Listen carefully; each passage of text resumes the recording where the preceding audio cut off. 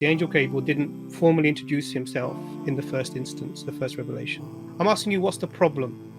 No, I don't. An angel of the Lord appeared to him in a dream. Did the angel introduce themselves? You're putting forward the problem, an issue. You're saying there's an issue here that I want you guys to answer. How do you reconcile it? And the issue you put forward is the angel Gabriel didn't formally introduce himself in the first instance, the first revelation. So it could have been anyone. That's the problem, right? It could have. You can't say with confidence. So you're saying that, yeah, absolutely. You can't say with confidence. So I'm asking you, what's the problem with that? Because if the first incident, you can't say with confidence that it was Angel Gabriel, and then Waraka, this other person, informed Muhammad that it was Angel Gabriel, then the second incident that Angel Gabriel and Muhammad met, Muhammad must have assumed that it was Angel Gabriel. That's one That's one. Okay. So you're saying it. Sorry, what's the second one, please? Yeah. The second point is, even if Muhammad, on the second episode of meeting Angel Gabriel, he could have assumed it was Angel Gabriel. That's one avenue. The second avenue is, at that time, that angel could have introduced himself as Angel Gabriel based off of Waraka's information that he gave Muhammad. So my question is, how could, from the inception, we have no idea who was in the cave? I understand. So this is really what's going on. So there's no way to understand or evidence that this would have been a message from God, because really the claim, because Angel Gabriel was obviously the messenger in between the Creator and the Prophet, peace be upon him. So what this is pushing back to is that this is somebody pretending or something else. So even though you're saying you're not a Christian, this is sort of a common Christian claim that this is the Quran is a revelation from Satan. Now there's so many problems with this, but I'm going to try and iron this out for you. So I may give a lot of points, but I'm not trying to gish gallop or throw lots of things at you. No, I'm listening. I'm ears to you. So can you give me, so the angel appeared, so now I'm going to give you I'm going to ask you to stand back and think a little bit broader, yeah? Okay. So the angel appears to Zechariah in the New Testament, yeah? Yeah? Okay, yeah.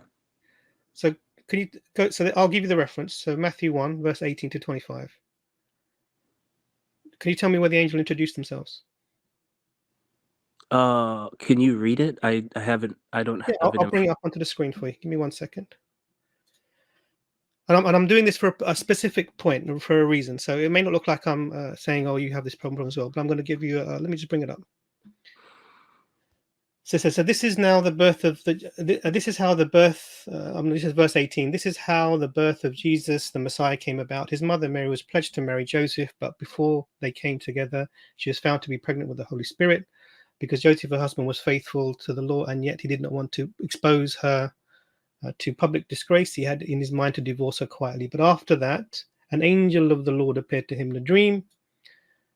Son of David, do not be afraid. Take Mary as your wife, because she has conceived from the Holy Spirit. He will give birth to a son, and you will name him Jesus, and he will save his people from their sins. Did the angel introduce themselves? No, absolutely not. Okay, so, and the angel didn't appear to Joseph ever again? That's right. So there's no way to know who actually was speaking to Joseph, right?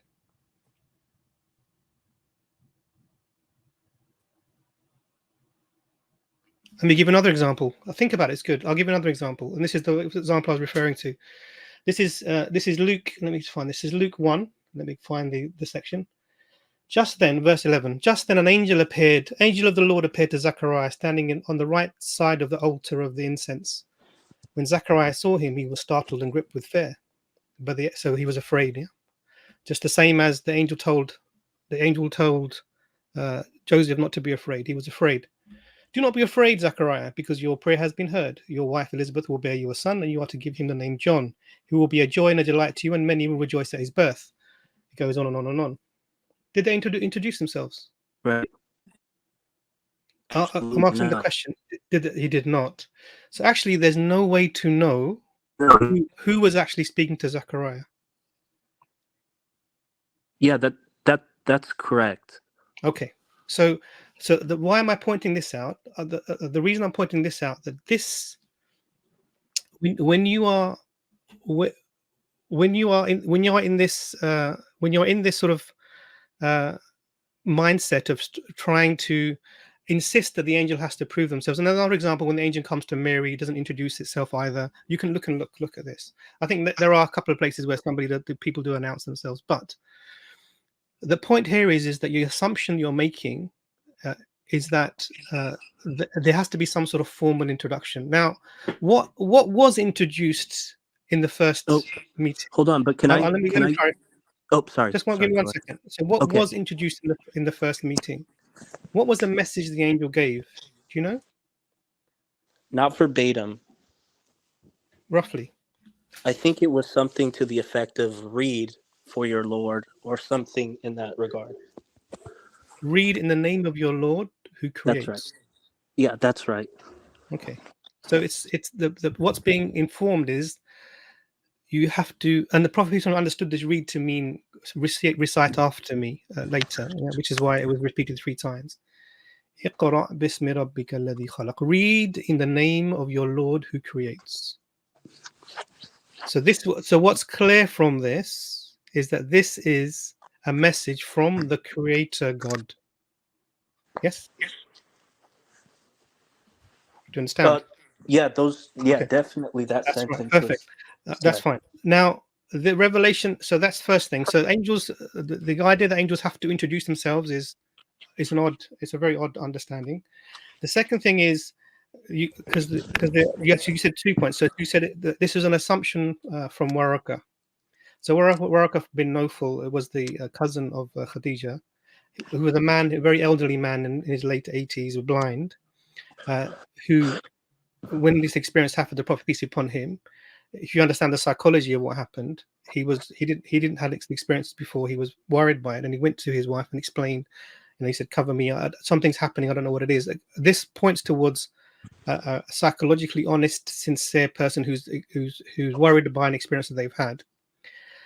Then what happened is that she goes to her, because if you hear her response, and her response is actually fascinating to read, because what the response that she gives is that you are, and she lists all the qualities of the Prophet peace be upon him, that you are you're trustworthy, you're truthful, you look after the poor, you look after your relatives, you look after the orphans, God would not disgrace you. I'm just paraphrasing from memory, okay? Okay.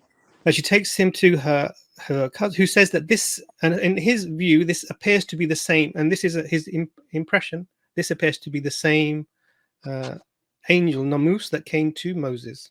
That's his view. And he says that in if would that I were young, because I would be with you when the people throw you out. And the prophet said, what peace be upon him said, will I be thrown out by my people? And he said, everyone who's come with a message like this has been thrown out by their people. Now he dies a few days later, actually. But what we have is we have the initiation of the message. We have the initial message was that this is something that's coming from the Lord who creates. Okay, and then we have revelation over 23 years. And you have to look at the information that's provided, the product that's given. Okay, so one way I would reconcile this is apart from the fact that the angel Gabriel clarifies and is told, we're told later on who that is. Over 23 years, this is repeatedly the case, and Brother Abbas gave it to you. Second thing is what's the information being provided? Calling people away from worshipping idols to worshipping the one unseen God of Abraham, not worshipping trees and rocks and people. Repenting to the Creator, removing all the idols from the Kaaba, reinstating instating rights for women, instating worship of God throughout the day. So everything that would be the opposite of what Satan would do is being advised, because these people are already misguided, right?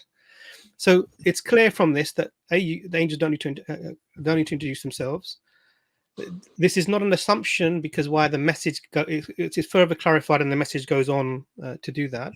And the claim that this is possibly the devil or someone else that came to the Prophet Muhammad, peace be upon him, is refuted by Jesus, peace be upon him, according to the Bible. You know why? Oh, why? Do you understand what happened when Jesus was removing the demons from who had possessed people? What did the Pharisees say to him? So if someone can find me that verse, please, I'd appreciate that. You know what I they say don't to know. him? They said No, I don't. they said that he uses a bigger demon to drive out the smaller demons. Beelzebub. He uses Beelzebub to drive out the smaller demons. Okay. Now, what did Jesus respond to them? I'm not sure. He said, "The house divided cannot stand." So Satan. So he was saying that if Satan's house, if he were to speak against himself, this would be a house divided and it cannot stand. So you cannot use Satan to drive out another Satan. It doesn't work. This is not true. So this claim that the Christians bring, it doesn't make sense. It's against. Let me bring this verse up. Someone's posted it here. I found it. If I can share it on the screen. Please. If a house is divided against itself, that high. Did you find it? Sorry, you can share Yeah. it. If a house is divided against itself, that house cannot stand. And if Satan opposes himself and is divided, he cannot stand. His end has come. Mark 3:25-26.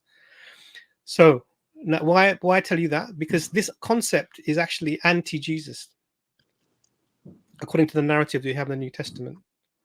So none of the arguments stand. So that's. So I know I said a lot. You feel free to respond. And Brother Ijaz, please continue after that if you like.